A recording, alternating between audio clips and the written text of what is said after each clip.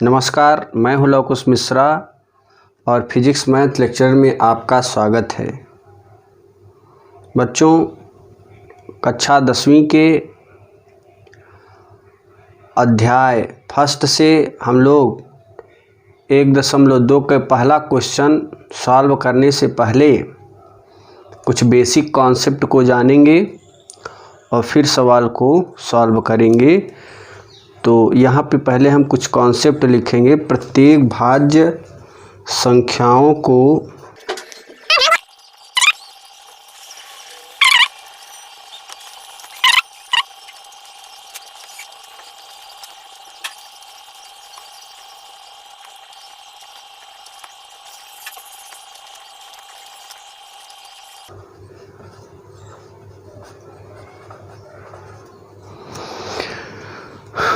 तो यहाँ पे हमारा जो कॉन्सेप्ट है, प्रत्येक भाज्य संख्याओं को अभाज्य संख्याओं के एक गुणनफल के रूप में व्यक्त किया जा सकता है तथा यह गुणनखंड अभाज्य गुणनखंडों के आने वाले क्रम के बिना अद्वितीय होता है। इसका मतलब जैसे हम एक एग्जाम्पल ले लें, यहाँ पे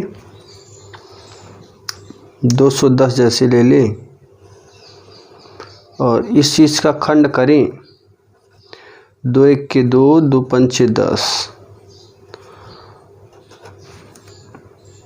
5 से काटेंगे 5 दूनी 10, 5 1 के 5, 3 7 21, 7 1 के 7। यानी इसका जो खंड है 210 का 2 गुणे 5 गुणे 3 गुणे 7। अब इसका क्या मतलब है, जो मैंने कॉन्सेप्ट लिखा है इसका मतलब ये है प्यारे बच्चों कि प्रत्येक भाज्य संख्याओं को अभाज्य संख्याओं के एक गुणनखंड, यानी ये भाज्य संख्या हो गई। अब हम इसका गुणनखंड किए तो प्रत्येक खंड जो है एक गुणनफल के रूप में व्यक्त किया गया तथा यह गुणनखंड अभाज्य गुणनखंडों के आने वाले क्रम के बिना अद्वितीय होता है। यानी इनका कोई अपना निश्चित क्रम नहीं होता। इस चीज़ को आप ऐसे भी लिख सकते हैं 7 गुणे 5 गुणे 3 गुणे 2 या 5 गुणे 3 गुणे 7 गुणे 2। तो इनका अपना कोई निश्चित क्रम नहीं होता। और ये जो भाज्य संख्या है, इस भाज्य संख्या को मैंने एक अभाज्य गुणनखंडों में अलग अलग कर दिया है। तो यही है हमारा अंकगणिती की आधारभूत प्रमेय। यानी कोई भी अगर गुणनखंड दे दिया तो उसे हम इस विधि से हल करके और यहाँ पर ऐसे खंडों को गुणा कर देंगे तो वो हमारा आंसर हो जाएगा। तो चलिए अब हम लोग इसके क्वेश्चन हल करते हैं। प्यारे बच्चों, प्रश्नावली 1.2 को हल करेंगे। निम्नलिखित संख्याओं को अभाज्य गुणनखंडों के गुणनफल के रूप में व्यक्त कीजिए। तो इसमें हम लोग इसका पहला क्वेश्चन सॉल्व करेंगे। इस चीज़ को इस तरीके से अभी जो मैंने विधि बताया उसी विधि को यहाँ पे प्रयोग करेंगे। 2 7 14, 0 2 3 6, 1 2 5 10। फिर 5 से काटते हैं, 5 7 35, 7 1 के 7। यानी इस चीज़ को हम लोग ऐसे लिख सकते हैं 140 बराबर 2 2 बार है तो इसे हम लिख सकते हैं 2 के घाते 2 और 5 गुणे 7। ये इसका आंसर हो गया। और 156 का भी ऐसे कर लेंगे। 2 7 14, 2 8 16, 2 3 6, 2 9 18, 3 1 का 3, 3 3 का 9, 13 1 के 13। तो यहाँ पर जो है इसको हम लिखेंगे 156 बराबर 2 2 बार है, 2 घाते 2, 1 बार 3 है, 1 बार 13 है। तो ये हमारा इसका आंसर होता है। अब हम लोग यहाँ पे क्वेश्चन नंबर 3 को सॉल्व करेंगे। तो सेम वैसे ही ये भी हल हो जाएगा। लास्ट में 5 दिख रहा है, तो इसे हम लोग 5 से या 3 से काटेंगे। 3 1 के 3, 3 दूनी 6, 2 बचा, 3 सते 21 और 3 पचे 15। फिर 3 से काटेंगे। 3 चौक 12, 3 दूनी 6, 3 पचे 15। 5 से 5 8 40, 5 पचे 25। फिर 5 से काटेंगे। 5 1 के 5, 5 सते 35। फिर 17 1 के 17। तो यहाँ पे 3825 का जो अभाज्य गुणनखंड 3 2 बार है, 3 के घाते 2, 5 भी 2 बार है, 5 घाते 2, 17 एक बार है, इसे लिख देंगे। प्यारे बच्चों, ये हमारा आंसर यहाँ पे प्राप्त होता है। अब हम इस चीज़ को हल करेंगे। तो यहाँ पे 5 से काटते हैं तो इसमें मिलेगा 5 1 के 5 00, 5 1 के 5। अब 7 से काट लेते हैं। 7 1 के 7 और 7 चौक 28, 7 त्रिक 21। फिर 11 से काटेंगे। 11 1 के 11, 3 बचेगा, 11 तिया 33। फिर 13 से काट देंगे तो ये हो जाएगा 5005 का जो अभाज्य गुणनखंड है 5 7 11 13। तो प्यारे बच्चों, यहाँ पे हमारा क्वेश्चन नंबर 4 कंप्लीट होता है। अब हम लोग क्वेश्चन नंबर पहले का 5वां पार्ट हल करेंगे। तो यहाँ पे लिखेंगे इस तरीके से अंकगणितीय प्रमेय के अनुसार। अंकगणितीय प्रमेय के अनुसार अगर बात करें तो यहाँ पर ये हल हो जाएगा और इस चीज़ को हम लोग काटेंगे 17 से। 19 से भी काट सकते हैं। तो 17 चौके 17 तियाइयाँ और 17 सत्ते 17 का इसमें गुणा करो, इतना ही आएगा। उसके बाद 19 से काट देते हैं। 19 दूनी 38, इसमें कितना बचेगा 3 2 5, 19 तिरिक 57। फिर 23 से काट दीजिए। 23 1 के 23, तो 7429 बराबर 17 गुणे 19 गुणे 23। तो प्यारे बच्चों, ये हमारा कंप्लीट होता है क्वेश्चन। प्यारे बच्चों, अब हम लोग क्वेश्चन नंबर 2 को हल करेंगे। पूर्णांकों के निम्नलिखित युग्मों के एचसीएफ और एलसीएम ज्ञात कीजिए तथा इसकी जांच कीजिए कि दो संख्याओं का गुणनफल एचसीएफ गुणे एलसीएम। तो ये तो हमारा सूत्र होता है, आप लोग पढ़े थे, और जो नहीं पढ़े हैं यहाँ पे पढ़ ले कि पहली संख्या गुणे दूसरे संख्या बराबर एचसीएफ गुणे एलसीएम। तो यहाँ पे हम लोग सबसे पहले इसका 26 का गुणनखंड कर देंगे। 2 1 के दे 2 तियाई 6, 13 1 के 13 और 91 का करेंगे।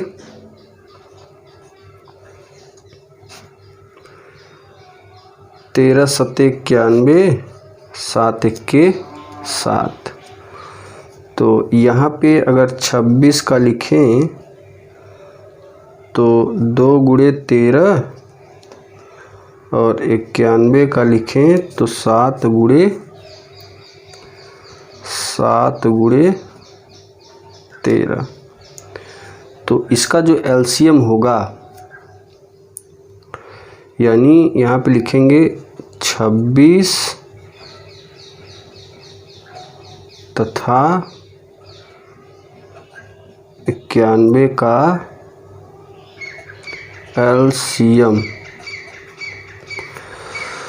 अब देखिए एलसीएम कैसे निकालते हैं। जैसे इसमें और इसमें दोनों में एक ही चीज़ है ना, यानी 13 13 है, इसे हम एक बार लिखेंगे, 13 को एक बार लिख लेंगे, मिल रहा है। और इसमें दो 7 अलग है, तो 2 गुणे 7। तो यहाँ पे अगर हम इसका गुणा कर दें, यानी 13 गुणे 2 गुणे 7 का जब एलसीएम निकाले तो आएगा 182।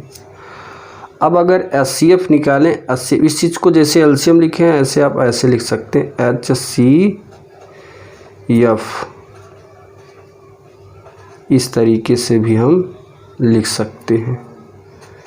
तो HCF में जो दोनों में होता है उसी को लिखते हैं 13, और 13 इसमें दोनों में है, तो इसका एलसीएम 13। अब हमें वेरिफिकेशन करना है, तो वेरिफिकेशन के लिए हम क्या करते हैं कि पहली संख्या गुणे दूसरी संख्या बराबर LCM गुणे HCF। अब यहाँ से लेफ्ट हैंड साइड ले लेते हैं, पहली संख्या गुणे दूसरी संख्या, पहली संख्या 26, दूसरी 91।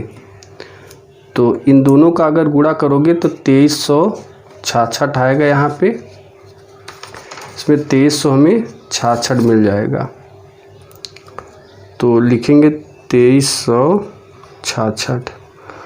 अब यहाँ पे देखिए राइट हैंड साइड भी यही होना चाहिए। राइट हैंड एलसीएम कितना है, 182 13। तो यहाँ पे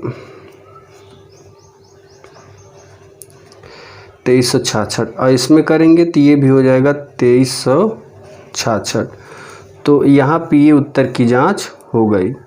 यानी आप देख रहे हैं कि इसका एलसीएम 26 और 91 का 182, HCF 13, और वेरिफिकेशन मैंने किया इस सूत्र से, तो ये दोनों साइड बराबर आता है। अब देखिए प्यारे बच्चों, सेकंड का सेकंड पार्ट हम लोग हल करेंगे। तो 510 और 91 का सबसे पहले एलसीएम और HCF निकालेंगे, फिर वेरिफिकेशन करेंगे। तो यहाँ पे लिखेंगे 510। सबसे पहले 2 से काटते हैं, 2 दूनी 4, 2 पंचे 10, 2 पंचे 10। 3 से 3 8 24, 3 पचे 15। अब 5 1 के 5, 5 7 35, 17 1 के 17। तो इस 92 का करेंगे तो 2 चौकार 2 छंग 12, 2 दूनी 4, 2 तिहाई 6, और 23 1 के 23। तो 510 बराबर यहाँ पे लिख देंगे 2 गुणे 3 गुणे 5 गुणे 17, और 92 को लिखेंगे 2 गुणे 2 गुणते 23। अब इसका एलसीएम HCF पहले निकालते हैं। 510 कामा 91। HCF में ऐसी कौन सी अंक ऐसी है जो दोनों में है? आप दोनों में है, तो जो दोनों में होता है उसी को लिख लेते हैं। अब मान लीजिए अगर इनमें से कोई ना मिले तो बगल में कुछ नहीं है तो 1 होता है, ठीक है ना, तो उसकी वैल्यू यहाँ पे 1 हो जाएगी, क्योंकि 1 1 तो मिलेगा ही, ये सब नहीं मिलेंगे। अब इसका एलसीएम निकालेंगे, और एलसीएम में क्या लिखेंगे? 510 कामा 91। एलसीएम में जो मिलता है उसे एक बार लिखते हैं, ये मिल रहा है नहीं से एक बार, बाकी सब एक एक बार है, उतार लीजिए। 3 5 17, फिर 2 23। अब इसका आप मल्टीप्लाई करेंगे तो 23,460। तो यहाँ पे इसका ये एलसीएम होता है। अब हम लोग वेरिफिकेशन करेंगे। वेरिफिकेशन में पहली संख्या गुणे दूसरी संख्या, और यहाँ पे ये चीज़ हम लेफ्ट हैंड साइड, पहली संख्या 510, दूसरी संख्या 92, और इसका जब मल्टीप्लाई करेंगे तो 46,920, और राइट हैंड साइड में HCF गुणे LCM। HCF क्या है, भी निकाले हैं 2, LCM 23,460। तो जब इसका मल्टीप्लाई करेंगे तो 46,900। आप देख रहे हैं ये दोनों बराबर हैं, तो यहाँ लिखेंगे पहली संख्या गुणे दूसरी संख्या बराबर HCF गुणे LC। तो यहाँ पे ये हमारा क्वेश्चन कंप्लीट होता है। पर थर्ड को हल कर लेते हैं। तो सबसे पहले इसका खंड करेंगे।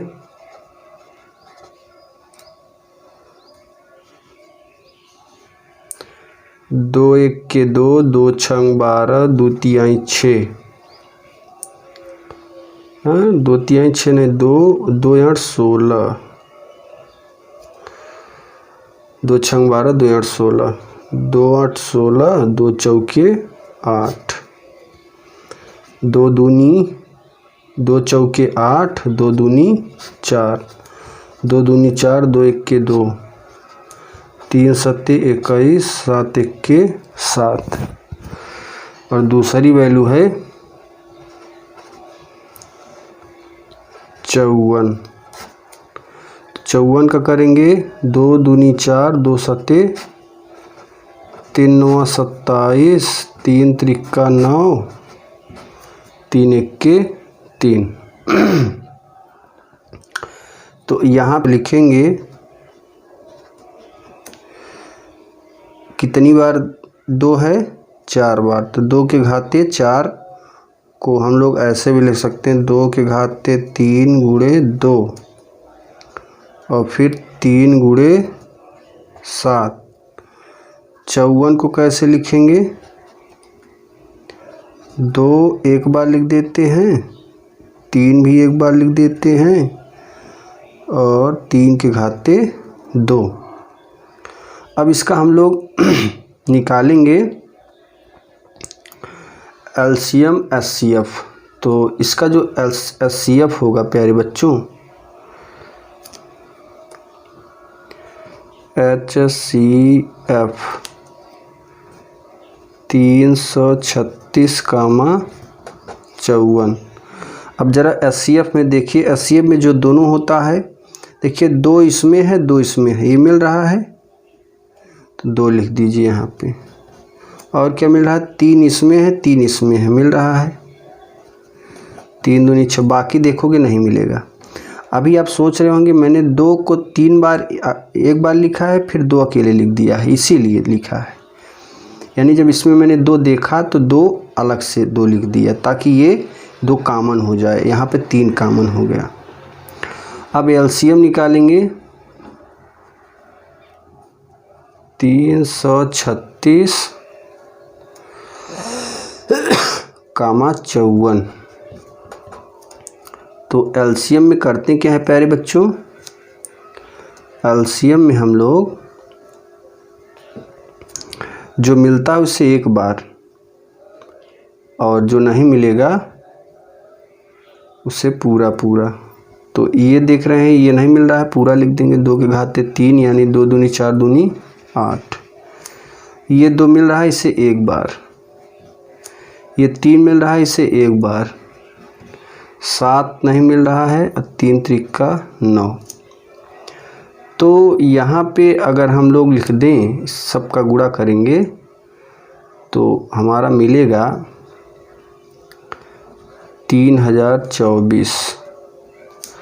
अब हम लोग इसका वेरिफिकेशन कर लेते हैं। पहली संख्या गुणे दूसरी संख्या बराबर, हमारा सूत्र है LCM गुणे HCF। तो यहाँ से लेफ्ट हैंड साइड ले लीजिए, पहली संख्या गुणे दूसरी संख्या। पहली संख्या क्या है प्यारे बच्चों, इसमें पहली संख्या आपने 336 और दूसरी 54। अब इन दोनों का जब आप गुणा करते हैं तो वही मिलेगा 18,144। ई का गुणा करेंगे तब। और राइट हैंड साइड में LCM गुणे HCF। तो जब आप राइट हैंड साइड का LCM लेते हैं तो LCM कितना आता है 3024, HCF 6 गुणा करेंगे तो कुल मिला के यही मिलेगा 18,144। तो यहाँ पे ये हमारा क्वेश्चन कंप्लीट होता है। प्यारे बच्चों, क्वेश्चन नंबर 3 को हल करेंगे। तो यहाँ पे देखिए, इसमें लिखा है कि 3 नंबर क्वेश्चन है। 3 का पहला, यहाँ पे 3 नंबर का ये पहला क्वेश्चन है प्यारे बच्चों। अभाज्य गुणनखंड विधि द्वारा निम्नलिखित पूर्णांकों के HCF और LCM ज्ञात कीजिए। तो पहले हम इसका अभाज्य गुणनखंड करेंगे। 2 दूनी 4 और 4 तिया में 12। 15 का करेंगे 3 गुणे 5।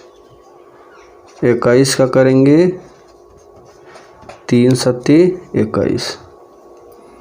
अब आप देख रहे हैं कि 2 दूनी 4 और 4 तिहाई में 12। तो यहाँ पे प्यारे बच्चों हम लोग को LCM और HCF निकालने हैं इसके। तो देख रहे हैं कि अगर HCF निकालें, HCF कितने का 12, 15, 21।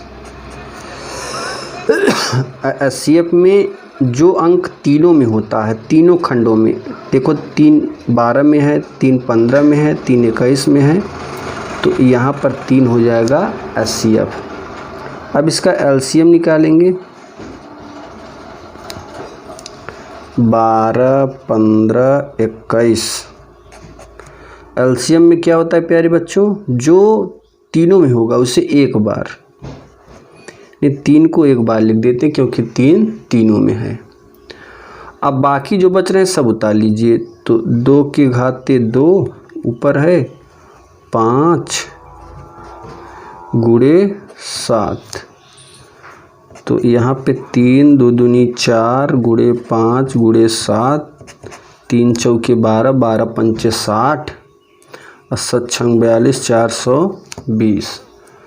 तो प्यारे बच्चों ये रहा LCM HCF और ये रहा LCM। तो यहाँ पे ये हमारा आंसर है। नेक्स्ट क्वेश्चन सॉल्व करते हैं प्यारे बच्चों।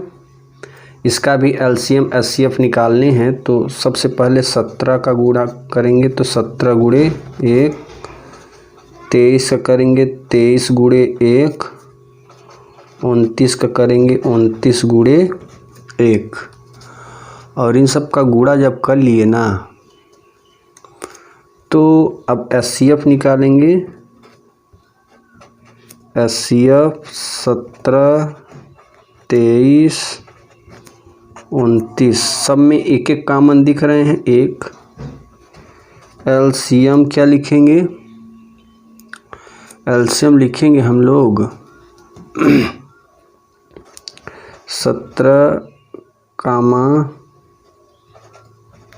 23, 29 का जो LCM होगा वह, अब देखिए इसमें 1 लिख देते हैं जो मिल रहा है, बाकी 17 गुणे 23 गुणे 29, तो इन सब का जब मल्टीप्लाई करेंगे तो ये हो जाएगा 11,339। तो यहाँ पे ये क्वेश्चन कंप्लीट होता है। अब देखिए प्यारे बच्चों, क्वेश्चन नंबर 3 को हल करते हैं। तो 8 का खंड करेंगे। 8 का जो खंड होगा वो क्या होगा, 2 गुणे 2 गुणे 2, 2 दूनी 4 दूनी 8, 9 का करेंगे 3 गुणे 3, इसके बगल में 1 लिख सकते हैं, इसके बगल में 1, 25 का 5 गुणे 5 गुणे 1। अब इसका एचसीएफ क्या होगा, 8 9, तीनों में 1 कॉमन है, 1 एचसीएफ हो जाएगा।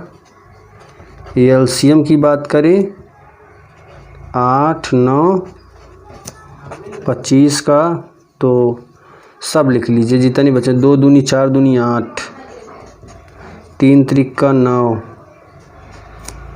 और 5 पचे 25, 8 9 में 72, 72 और 5, ये हो जाएगा 1800। तो यहाँ पे ये एलसीएम का आंसर है, ये एचसीएफ का। तो ये क्वेश्चन कंप्लीट होता है। हम लोग क्वेश्चन नंबर 4 को सॉल्व करेंगे।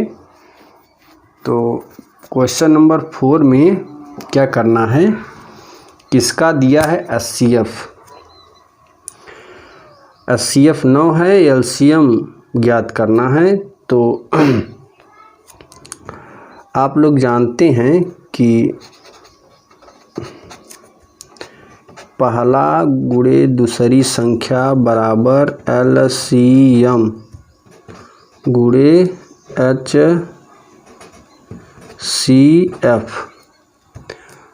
तो यहाँ पर अगर हम पहली संख्या हमारे पास क्या है 306, दूसरी संख्या 657, एलसीएम निकालना है, एचसीएफ कितना है 9। अब ये 9 गुणा में भाग में चला जाएगा, तो यहाँ से एलसीएम बराबर 306 गुणे 657 बटे का 9। अब अगर हम काटें तो 9 1 के 9, 9 34 हम 9 4 36, 9 3 27 और 3 30, तो ये हो जाएगा। और 34 गुणे 657 और इसका जैसे ही मल्टीप्लाई करेंगे 22,338 आ जाएगा।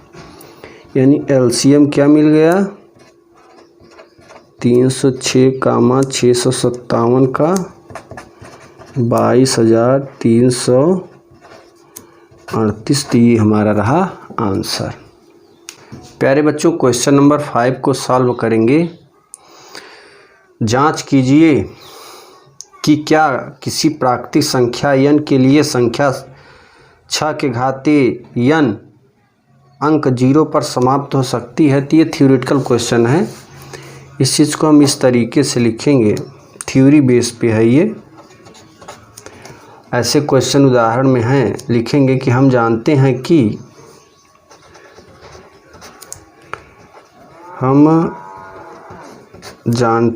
कि कोई भी धनात्मक संख्या जो 0 पर समाप्त होती है,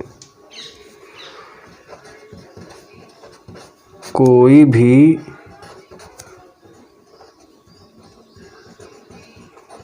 धनात्मक संख्या जो 0 पर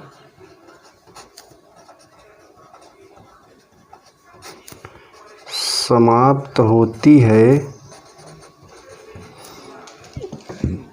वह 5 से विभाज्य होती है, वह 5 से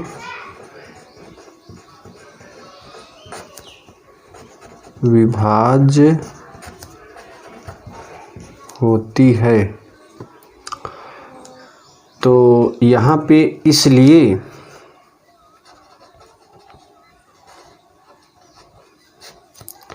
इसलिए उसके अभाज्य गुणनखंड में अभाज्य संख्या 5 होनी चाहिए। इसलिए उसके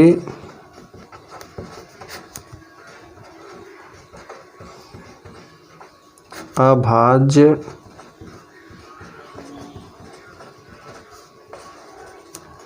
गुणनखंड में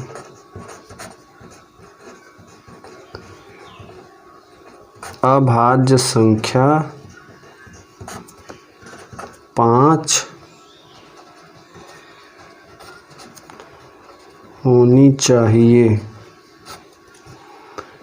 5 होनी चाहिए। तो यहाँ पे लिखेंगे 6 के घाते n को लिख सकते हैं 2 गुणे 3 whole to the power n, यानी 2 के घाते n 3 के घाते n। लेकिन यहाँ पे जो है 6 के घाते जो n है कि अभाज्य गुणनखंडों में केवल 2 और 3 है। तो यहाँ पे लिखेंगे कि अंकगणित आधारभूत प्रमेय के अनुसार या प्रमेय के अनुसार क्या लिखोगे, गुणनखंड अद्वितीय है। अद्वितीय का मतलब 2 और 3 अलग अलग हैं। गुणनखंड अद्वितीय है, यानी 6 के घाते n के अभाज्य गुणनखंडों में संख्या 5 नहीं आती। देख रहे हैं 5 कहाँ आ रही है, तो लिखेंगे 6 के घाते n के अभाज्य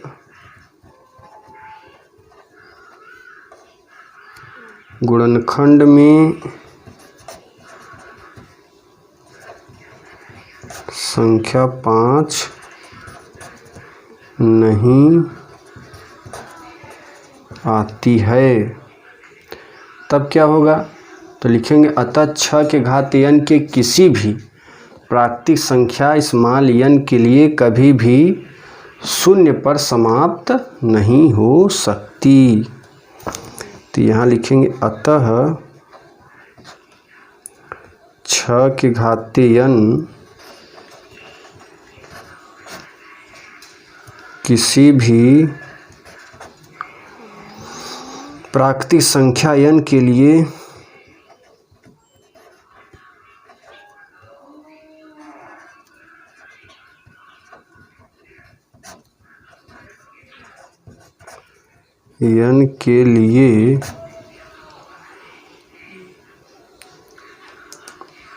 कभी भी शून्य पर समाप्त नहीं हो सकती, कभी भी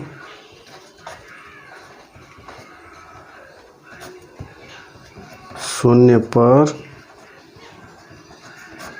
समाप्त नहीं हो सकती है। तो प्यारे बच्चों यहाँ पर ये हमारा क्वेश्चन कंप्लीट होता है। प्यारे बच्चों अब हम लोग क्वेश्चन नंबर 6 को सॉल्व करते हैं।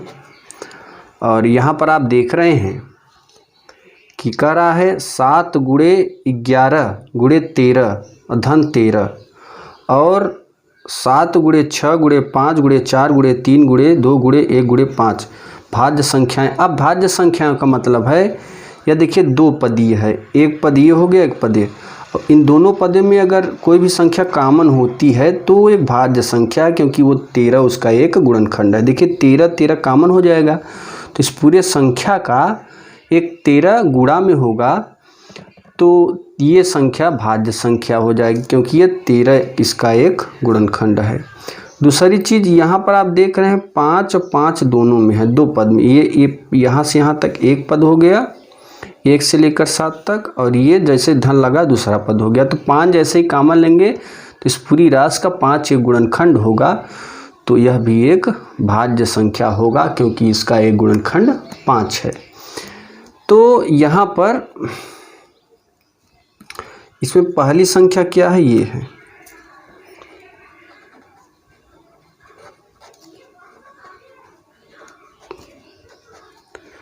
पहली संख्या 7 गुणे 11 गुणे 13 गुणे और 13 कॉमन लेंगे तो 7 गुणे 11 धन 1। ये देख रहे हैं ना, यहाँ पर इसका एक गुणनखंड 13 है, इसलिए दी गई संख्या 13 से भाज्य है।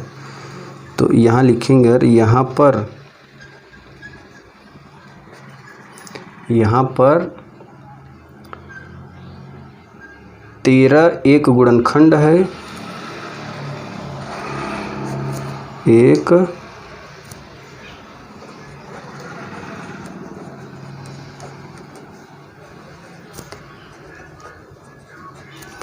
गुणनखंड है, इसलिए दी गई संख्या 13 से भाज्य है। दी गई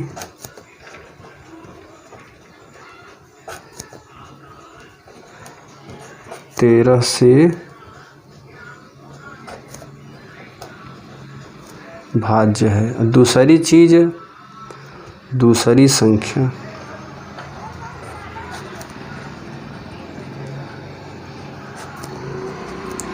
अब दूसरी संख्या में अगर कहेंगे तो 7 गुणे 6 गुणे 4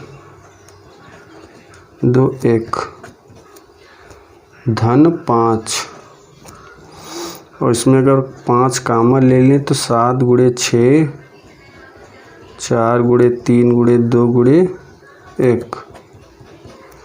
अब ये देख रहे हैं 5 इसका एक गुणनखंड है, इसलिए डायरेक्ट लिखेंगे दी गई संख्या 5 से विभाज्य है। तो यहाँ पे दोनों संख्याएं जब विभाज्य हैं तो सही है, यही तो पूछना था। क्यों है तो लिख देंगे, अतः पहली तथा दूसरी संख्या दोनों एक भाज्य संख्याएं हैं। अतः दोनों संख्या भाज्य संख्या है। यही बताना था हम लोगों को क्यों थी। अब क्यों में आप इसका जवाब जानते हैं, क्योंकि इसका एक गुणनखंड 13 है और इसका एक 5 है, तो जब दोनों का एक गुणनखंड है तो ये दोनों संख्या भाज्य होगी। प्यारे बच्चों, क्वेश्चन नंबर 7 को सॉल्व करेंगे। किसी खेल के मैदान के चारों ओर वृत्ताकार पथ है। इस मैदान का एक चक्कर लगाने में सोनिया को 18 मिनट लगते हैं, जबकि इस मैदान का एक चक्कर लगाने पर रवि को 12 मिनट लगते हैं। मान लीजिए वे दोनों एक ही स्थान और एक ही समय पर चलना प्रारंभ करके एक ही दिशा में चलते हैं। कितने समय बाद वे पुनः प्रारंभिक स्थान पर मिलेंगे। तो यहाँ पर एक तो 18 का लगता है, दूसरा 12। इन दोनों का हम निकाल लेते हैं एलसीएम। तो चलिए निकाल लीजिए, इसका एलसीएम निकालेंगे।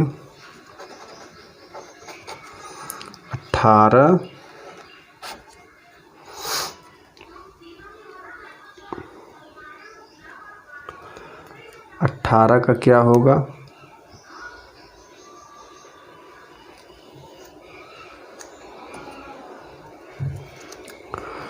2 9 18, 3 त्रिका 9, 3 इक्के 3, और इस 12 का